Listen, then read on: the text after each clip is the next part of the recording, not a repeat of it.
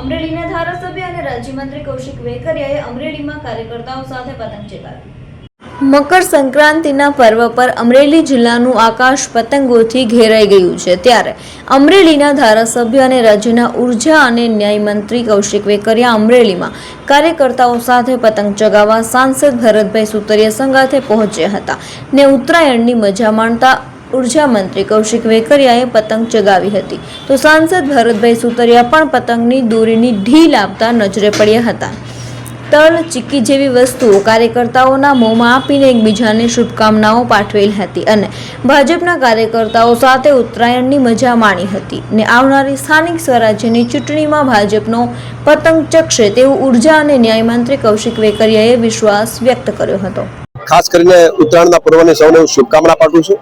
આ પર્વ એમાં મિત્રો અને કાર્યકર્તાઓ સાથે આજે અમે ઉજવણી કરી રહ્યા છીએ। જે રીતે પતંગ ઉત્સવ એ ઉજવવો એ આપણી પ્રણાલિકા પણ છે, આપણો તહેવાર છે। આ તહેવારની ઉજવણી આપણે બધા સાથે મળીને કરવી જોઈએ। જે રીતે ગુજરાત સરકાર દ્વારા અમદાવાદની અંદર આપણા દેશના યશસ્વી વડાપ્રધાન આદરણીય મોદી સાહેબ દ્વારા પતંગ ઉત્સવને ખુલ્લો મૂકવામાં આવ્યો છે। આજે દેશના ગૃહમંત્રી અમિતભાઈ શાહ પણ એમાં હાજર છે। જે રીતના સમગ્ર રાજ્ય અને દેશની અંદર જે રીતના કાર્યક્રમો થઈ રહ્યા છે, આપણે સૌ સૌભાગ્ય પ્રાપ્ત કરી શકીએ એ પ્રકારના જ્યારે કાર્યો થતા હોય ત્યારે દેશના યશસ્વી વડાપ્રધાન આદરણીય મોદી સાહેબને પણ અભિનંદન આપું છું। રાજ્યના મુખ્યમંત્રી આદરણીય ભૂપેન્દ્રભાઈ પટેલ સાહેબને પણ અભિનંદન આપું છું કે સંસ્કૃતિનો વારસો એ કાયમી માટે આપણે જાળવવા માટે બધા મહેનત કરતા હોય છે અને એ વારસો આપણે કાયમી માટે જાળવવો પણ જોઈએ। સ્થાનિક સ્વરાજ્યની ચૂંટણી આવે છે, કેવો પતંગ ચગશો?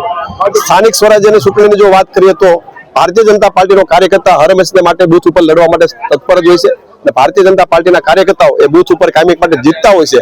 આ જીતના કારણે ભારતીય જનતા પાર્ટીના કાર્યકર્તાઓ દ્વારા સમગ્ર જિલ્લાની વાત કરીએ કે સમગ્ર રાજ્યની વાત કરીએ, આ પતંગ ભારતીય જનતા પાર્ટીનો કાયમી માટે સગવાનો છે, એમાં કોઈ શંકાને સ્થાન નથી।